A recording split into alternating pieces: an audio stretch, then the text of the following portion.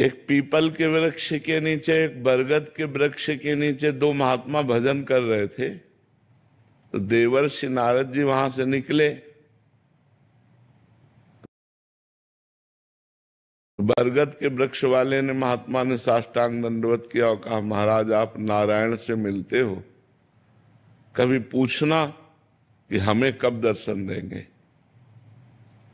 ठीक ऐसा ही प्रश्न पीपल के वृक्ष वाले महात्मा ने भी किया कि आप भगवान से मिलते जुलते हो, हमारी चर्चा चलाना कभी भगवान हमसे, भगवान कब दर्शन देंगे।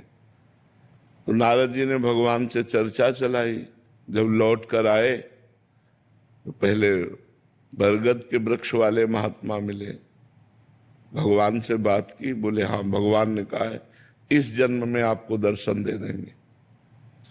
पीपल के वृक्ष वाले महात्मा से कहा कि भगवान ने कहा जितने पीपल के पत्ते हैं इतने जन्म लगेंगे तुम्हें हमारे दर्शन करने में।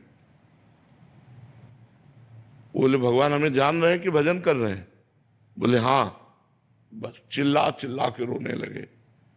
हम तो यही नहीं समझ पा रहे थे कि मैं भजन कर रहा हूं, भगवान जान रहे कि नहीं। वो जान रहे, मुझे जान रहे, और खूब रोने, इतने विकल हुए, इतने रोने लगे कि उसी समय भगवान प्रकट हो गए, गले से लगा लिया।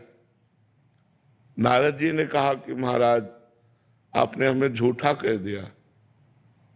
भगवान ने कहा क्यों। बोले बरगद के वृक्ष वाले के लिए कहा था कि एक इसी जन्म में हम दर्शन दे देंगे, और इनके लिए कहा था जितने पीपल के पत्ते हैं। तो बोले इनकी जो भजन शैली थी उसमें उतना ही समय लगता, लेकिन ये विकल हो गए, रुदन से इतने विकल हो गए, और उस विकलता में मुझे पुकारा, यही विकलता मेरे साक्षात दर्शन का हेतु है।